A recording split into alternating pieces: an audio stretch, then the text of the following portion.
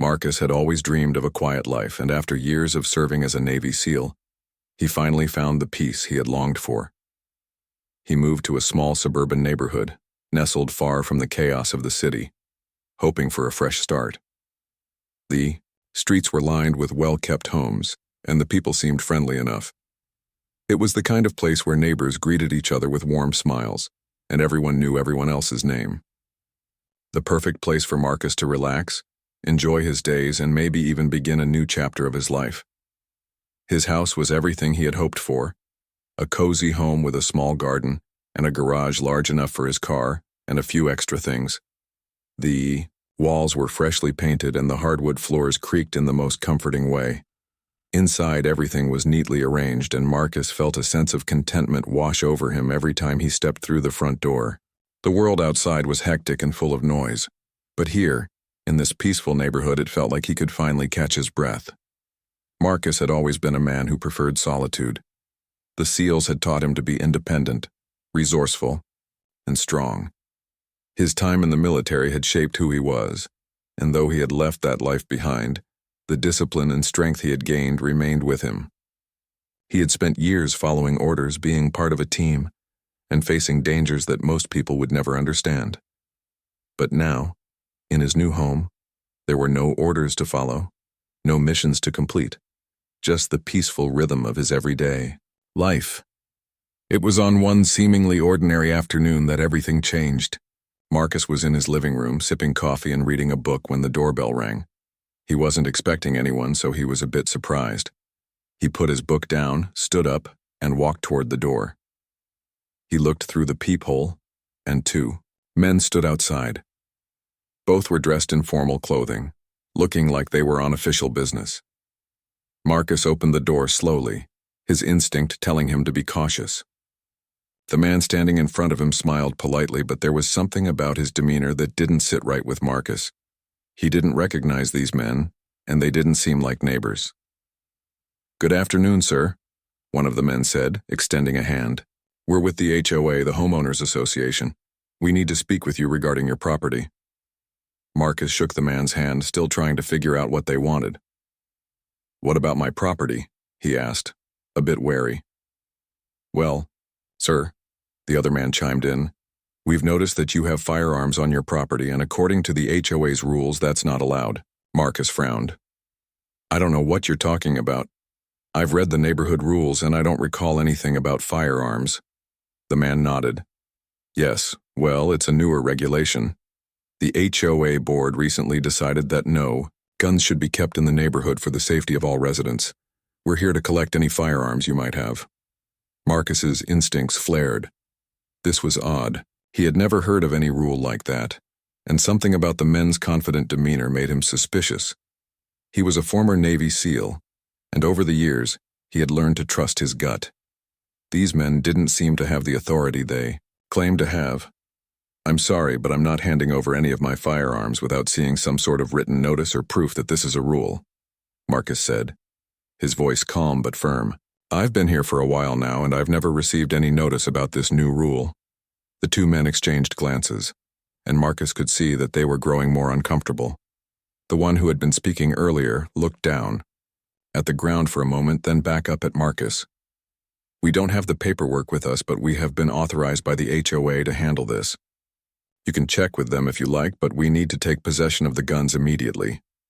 Marcus crossed his arms, still standing in the doorway.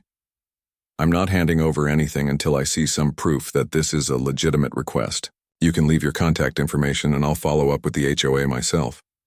The men's faces hardened. The polite smile disappeared, replaced by an expression that bordered on annoyance. "This is non-negotiable, sir," the first man said. "If you refuse, we'll have to escalate the situation." Marcus didn't flinch. He had dealt with far more dangerous situations during his time in the military, and this was nothing more than a game of intimidation. He wasn't going to back down. "Escalate it all you want," he replied calmly. "But I'm not handing over anything without proof." At that moment, the second man stepped forward, trying to push past Marcus into the house. Marcus immediately moved, blocking his path. "That's far enough," he said sternly. The man paused, and Marcus could see the realization dawn on him that he wasn't dealing with an ordinary homeowner. The first man stepped back, his eyes narrowing. "You don't know who you're dealing with," he said, his voice colder now. Marcus smiled slightly. "No," he said. "I don't think I do. But I know you're not who you say you are." The two men froze, realizing they had made a serious mistake. Marcus was no ordinary resident. He had been trained to read people, to understand when something didn't add up, and most importantly, to stay calm under pressure. He had been in situations where life and death were on the line, but this wasn't one of them. This was just a couple of men trying to pull off a scam, and he wasn't going to let them get away with it. "I'm calling the police," Marcus said. He stepped back into the house, leaving the door slightly ajar so they could see the phone in his hand. As he dialed, the two men looked at each other and then at Marcus, realizing their bluff had been called. As Marcus spoke with the dispatcher, the men turned and started walking away. But Marcus wasn't done yet. He made sure they heard him. "You should probably run along and think about what happens next," he called after them. "I'll be sure to make sure the authorities know exactly who you are." Marcus hung up the phone and leaned against the doorframe, his heart rate steady. He wasn't concerned. He had already outsmarted them.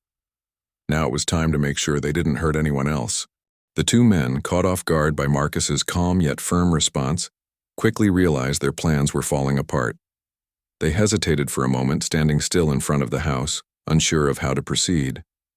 Marcus could see the tension in their eyes as they exchanged quick glances. One of the men took a step back, his posture stiff and guarded, while the other fidgeted with his shirt sleeve, clearly nervous. It was obvious they hadn't anticipated someone who would stand his ground. They had expected an easy win, a quick grab of Marcus's firearms without much resistance, but they hadn't accounted for the man standing in front of them. Marcus stood tall in the doorway, his calm demeanor belying the sharp focus in his mind. He could hear the faint rustling of wind through the trees, but everything else seemed muted. His instincts were fully engaged, his military training making him acutely aware of the men's movements and the situation unfolding. He wasn't just protecting his property. He was protecting himself and the peace he had fought so hard to create in this quiet neighborhood. The first man, the one who had been speaking most of the time, cleared his throat, trying to regain control of the situation. "Sir," he said, his voice now strained, "we understand your concerns, but this is a matter of the community's safety. You can't just ignore HOA regulations." Marcus raised an eyebrow. "I've read the HOA guidelines and nowhere does it say anything about confiscating weapons. So unless you've got something more than words, I think it's time for you to leave." The second man stepped forward again, this time more confidently, but Marcus didn't budge. There was a shift in the air, a kind of quiet before the storm. The man's tone grew more forceful. "You don't get it, do you? This isn't a request, it's an order. Hand them over or there will be consequences." Marcus remained still, his expression unreadable. Inside, he was calculating the next steps. His training had taught him how to handle situations with a calm mind, whether it was in the heat of battle or dealing with an unworthy challenge like this one. He wasn't intimidated. These men were bluffing, and he wasn't about to let them play their game. He glanced over at his phone, still held loosely in his hand. His calm composure seemed to have unnerved the two men. They were no longer certain of what they had planned. They had expected a frightened homeowner, perhaps someone who didn't know their rights, someone who would fold under pressure. But Marcus wasn't that man. His years of service had taught him how to deal with pressure, how to remain unshaken even in the most intense situations. The first man, who had been doing all the talking, seemed to sense that he was losing control of the situation. He took a step back, his eyes darting toward the street, looking for an escape route. But Marcus knew that would only make things worse. He wasn't about to let them leave without facing the consequences of their actions. "You're trespassing," Marcus said, his voice firm but calm. "And you're also impersonating officials. That's a crime. Now I suggest you leave before things get more complicated." The second man seemed to hesitate for a moment, the weight of Marcus's words sinking in. He looked back at his partner, who appeared uncertain, perhaps even scared. They had underestimated Marcus, thinking that they could pull off their scheme, without much resistance. But Marcus wasn't someone they could push around. He had faced far greater challenges, and this was no different. Marcus kept his gaze steady, not backing down an inch. His calmness was the last thing the two men expected. They wanted fear, but instead they were met with resolve. They began to realize that their plan had gone horribly wrong. It was only a matter of time before the authorities arrived, and they would have no excuse for their actions. The first man muttered something under his breath, and the second man gave him a quick, frustrated glance.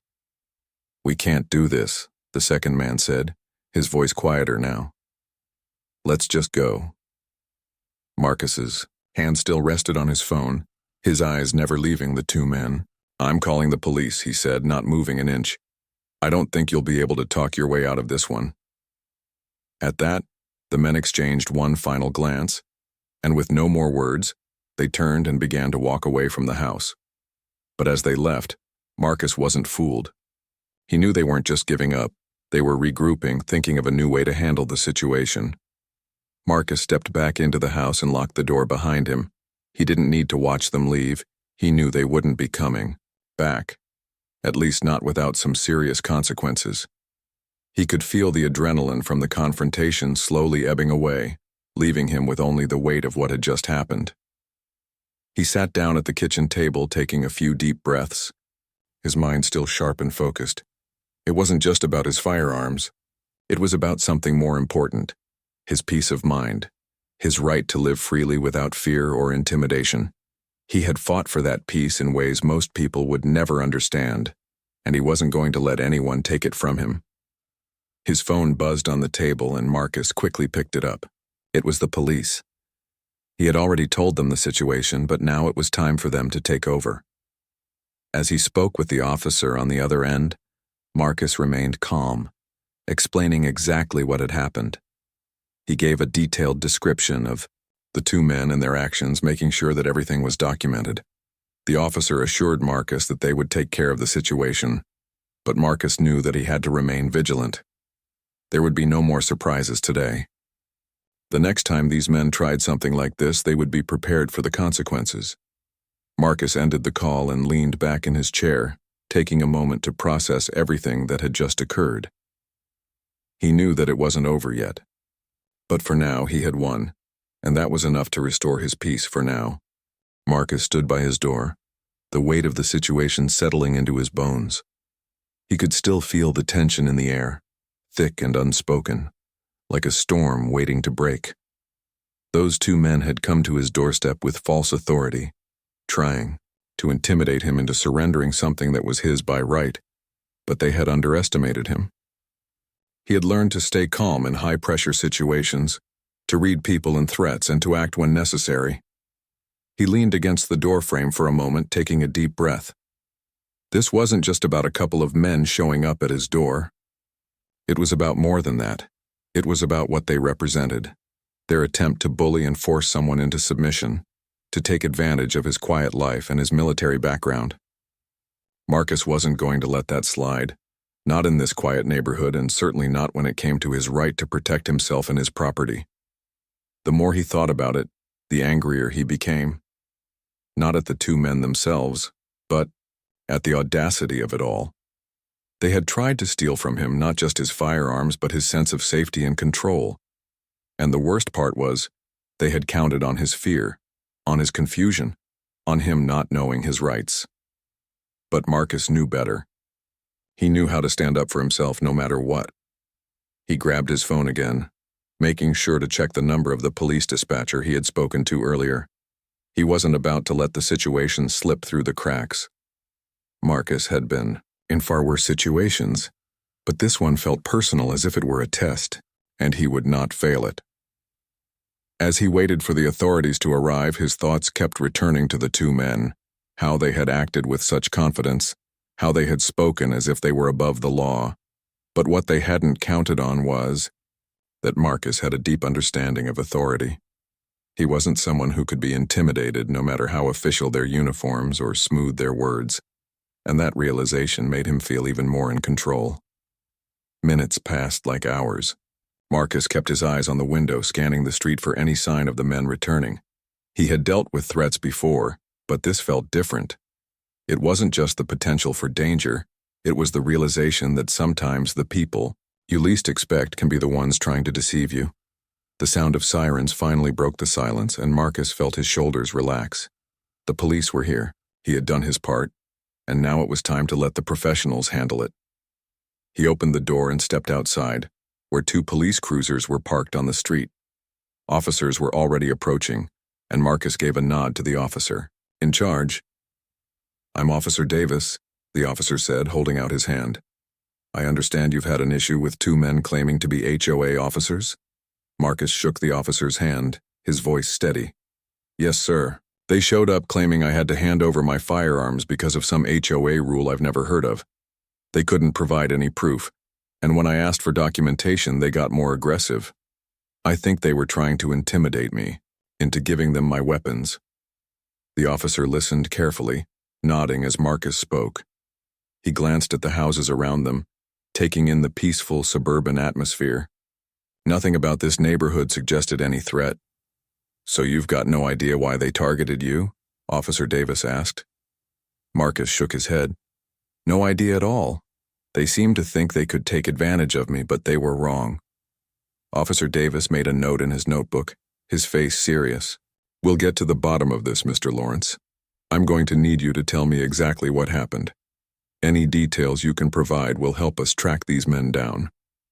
Marcus took a deep breath, recounting the entire interaction from the moment the men arrived on his doorstep to when they left. He explained their behavior, how they had tried to make him feel small, how they had pressured him to hand over his firearms without any legal justification. The officer listened intently, taking down every detail. When Marcus was finished, Officer Davis looked up, his expression stern but understanding. "Thank you for your patience, Mr. Lawrence. I know this must have been unsettling, but we'll take it from here," Officer Davis said, giving him a reassuring smile. "Thank you, officer," Marcus replied, feeling a sense of relief wash over him. He had done what he needed to do. The rest was now in the hands of the police. The officers began their investigation, speaking to neighbors and checking the area for any security footage that might help identify the imposters. Marcus watched from his porch, trying to piece together what had just happened. The more he thought about it, the angrier he became, not just at the men who had tried to deceive him, but at the larger issue they represented. The idea that people thought they could just show up and take what wasn't theirs. He wasn't naive. He knew there were people out there who would try to take advantage of others. But in his mind, that wasn't going to happen. Not on his watch. Marcus had learned long ago how to face challenges head-on, to stand firm no matter what. It was part of the training he had received during his years as a SEAL, and it was something he would continue to carry with him for the rest of his life. As the police officers worked, Marcus found himself reflecting on the neighborhood he had moved to. It wasn't perfect, but it was peaceful. The neighbors were friendly and the sense of community was strong. He had chosen this place for a reason, a place where he could enjoy the quiet, where he could put down roots and build a life without the constant noise of the world around him. But even in a peaceful neighborhood, things could go wrong. He had learned that today.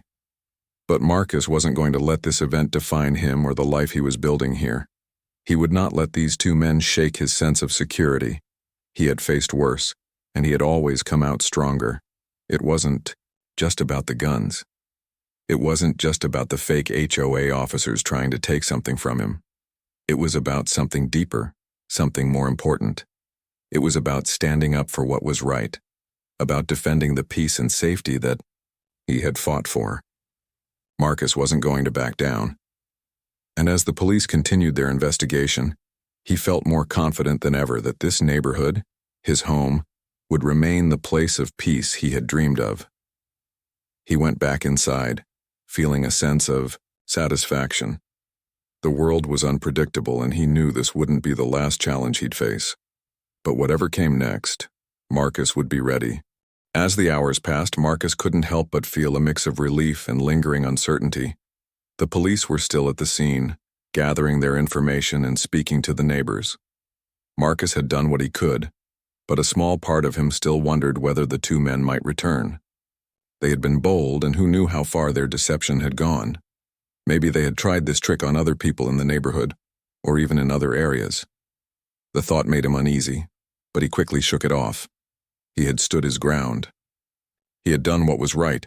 He decided to step inside for a while, needing to clear his mind. The adrenaline from earlier had faded, leaving behind a quiet exhaustion. Marcus didn't like to sit still for long, but the whole situation had left him a bit shaken.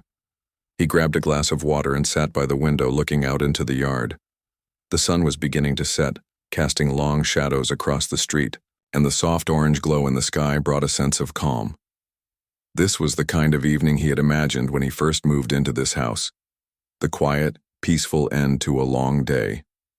But today hadn't been peaceful. Not at all. His phone buzzed, on the table, snapping him out of his thoughts.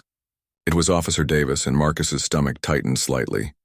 He answered the call quickly, trying not to let the tension show in his voice. "Hello, Mr. Lawrence?" The officer's voice came through the phone, sounding calm and steady. "I just wanted to update you on the situation. We've managed to track down the two men who showed up at your house. We've got them in custody, and they're being questioned as we speak." Marcus sat up straighter, a small sense of relief washing over him. "So they were part of something bigger?" he asked, his voice a bit more guarded now. "We think so," Officer Davis replied. "It seems these men were operating in a group. They've been going from neighborhood to neighborhood using the same trick, posing as HOA officers and attempting to confiscate firearms. We've heard reports from a few other residents who had similar encounters. We'll be looking into their records and seeing if they have any other connections." Marcus let out a breath he didn't realize he had been holding. It wasn't just about him anymore. These men had been going around, trying to deceive people and take advantage of them. He hadn't been the first target, and he wouldn't be the last if the police didn't step in. "I'm glad to hear they're in custody," Marcus said. "But I'm also worried. If they've been doing this in other neighborhoods, how many people have they tricked? We're still investigating, but we're working to make sure we find out exactly how far this goes," Officer Davis reassured him. "We'll be following up with anyone who might have been affected by this, and we'll keep you updated as things progress." Marcus nodded, even though the officer couldn't see him. He felt a sense of justice, but also a lingering unease. The idea that these men had been running this scam for who knows how long made him sick. How many people had trusted them? How many had handed over their firearms, unaware that they were being scammed? It wasn't just about weapons. It was about trust, about safety. And those men had broken that trust. The officer's voice brought him back to the conversation. "I just want to thank you again for handling this situation as well as you did, Mr. Lawrence. Most people would have panicked, but you stood your ground, and that's not something we see every day." Marcus wasn't sure how to respond to that. He wasn't looking for praise. He had done what anyone would have done. He'd been trained to think under pressure, to keep a cool head in the most dangerous situations. But here, in his home, with those men at his door, it was about more than training. It was about protecting what was his, and not letting anyone take that away from him. "You're welcome," Marcus said simply. "I'm just glad I could help stop whatever they were trying to do." Officer Davis agreed, and they wrapped up the conversation. Marcus sat back in his chair, feeling a bit lighter than before. The situation wasn't fully resolved, but things were moving in the right direction. He had done what he could, and now it was time for the law to take its course. He looked out the window again, noticing that the last rays of sunlight were fading, leaving behind a darkening sky. The neighborhood seemed peaceful once more. But the events of the day had left their mark. It wasn't just about the guns or the men who had tried to take them. It was about something bigger, a reminder of how quickly things could change. A reminder that there were people out there who would take advantage of others, who would prey on their fear or ignorance. Marcus had been prepared for this, but most people weren't. Most people would have believed the two men, would have handed over their weapons without question. That was a sobering thought.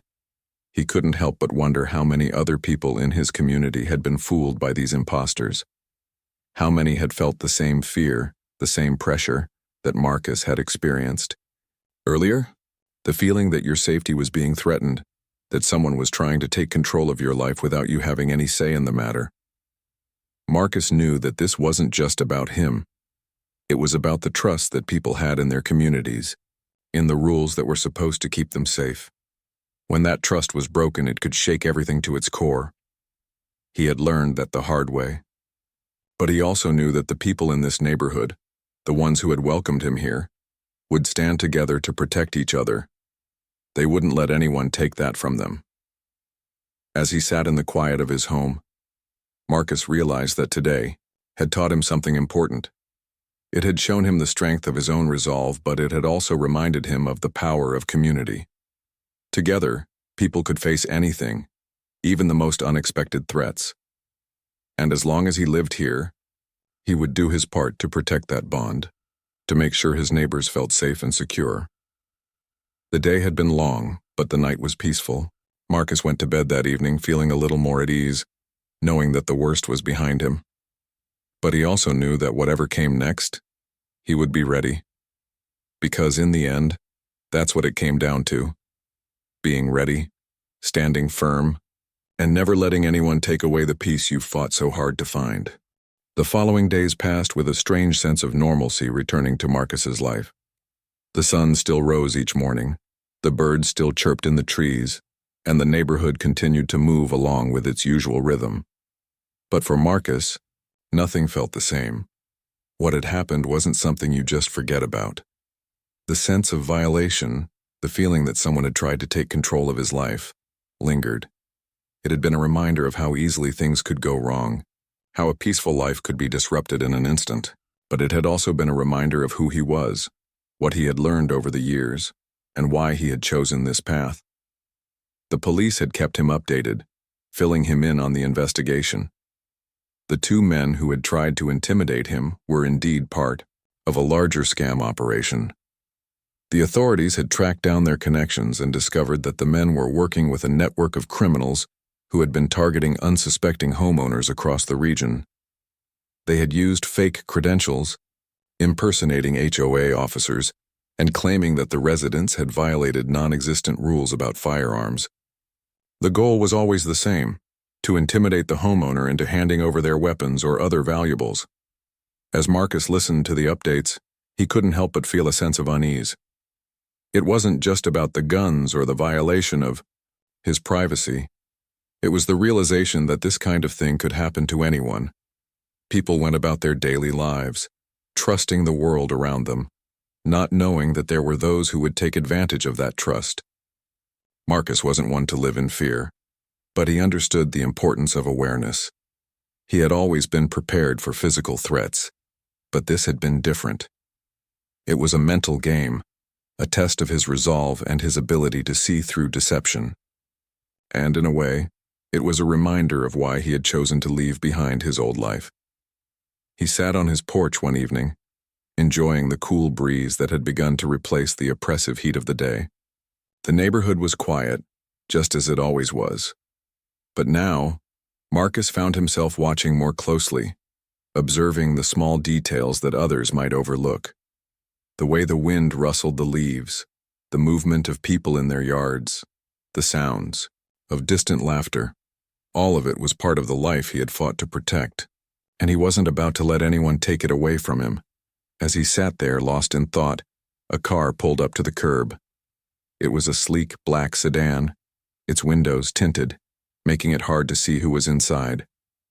Marcus's instincts flared, but he didn't move. He had learned to trust his gut, and something about the car felt out of place. The vehicle stopped in front of a house further down the street, and a man stepped out, adjusting his jacket as he walked toward the front door. Marcus watched for a moment longer before reaching for his phone. He dialed Officer Davis's number, the number he had kept handy since the incident. It wasn't that he expected anything unusual, but after what had happened, he wasn't taking any chances. He wasn't the kind of man to wait for things to Escalate. Officer Davis, came the voice on the other end. Hey, it's Marcus Lawrence, Marcus said, his voice calm but with a hint of concern. I just saw something that caught my attention. A car pulled up to one of the houses down the street. I'm not sure if it's anything, but I thought I'd mention it. Officer Davis was quick to respond. Thanks for keeping an eye out. Mr. Lawrence, you're doing the right thing. Can you give me a description of the car? Marcus didn't hesitate. He described the car in as much detail as he could. The sleek black sedan, the tinted windows, and the man who had gotten out and walked to the door. It was nothing overtly suspicious, but after what had happened, Marcus knew that vigilance was important. Got it, Officer Davis replied. We'll send someone over to check it out. It's better to be safe than sorry. Marcus hung up the phone and leaned back in his chair, still watching the house. There was something about it that didn't sit right with him, but he wasn't sure what it was. Maybe it was just his mind working overtime, but after the events of the past few days, he wasn't going to ignore his instincts. The minutes stretched on, and Marcus kept his eyes trained on the scene. The man who had gotten out of the car was now standing at the door of the house, knocking. A woman answered, and they exchanged words that Marcus couldn't hear from this distance. The man handed her something, a piece of paper maybe, or a folder. After a brief conversation, he turned and walked back to his car, getting in and driving away. Marcus felt a strange sense of relief, but also a lingering doubt. Was it just an ordinary exchange, or was something else going on? He couldn't shake the feeling that the man had been up to something, but he couldn't quite place why. About 20 minutes later, Officer Davis called back. We checked out the situation, Mr. Lawrence, the officer said. It was just a solicitor, nothing suspicious. But I want to thank you again for staying vigilant. In this line of work, we appreciate people like you who are willing to speak up and keep an eye on things. Marcus felt a weight lift off his shoulders. It was nothing. Just an ordinary solicitor. Nothing to worry about. But still, his instincts had been right to trust his gut. He knew that sometimes even the smallest things could be the most telling. I appreciate the follow-up, Marcus said. And I'll keep watching. The officer chuckled. That's exactly what we need. Thanks again, Mr. Lawrence. As Marcus hung up the phone, he realized that he had found something he hadn't expected when he first moved into this neighborhood. He had found a purpose. It wasn't just about protecting his own home, his own peace. It was about looking out for the people around him. This wasn't just his fight. It was the fight of the entire neighborhood. He wasn't just a man living in a house. He was part of a community. And as long as he was here, he would do his part to protect that community. The days that followed felt different. He wasn't just the quiet man in the corner house anymore. He was someone people respected, someone they knew would stand up for what was right. He had become the kind of neighbor who others could rely on, and that sense of belonging, of knowing that he had a place in this world, gave him a deep sense of peace. The situation with the fake HOA officers had been unsettling, but it had also been a wake-up call. It had reminded him of how fragile things could be and how important it was to protect what you had. The world wasn't always going to be kind, but as long as Marcus had his resolve, as long as he had his integrity, he knew he could face whatever came his way. And so, Marcus continued to live his life in this quiet neighborhood, keeping a watchful eye not just for himself, but for the people who had come to trust him. His story had only just begun, but in a way it had already taught him the most important lesson of all, that strength wasn't just about being tough.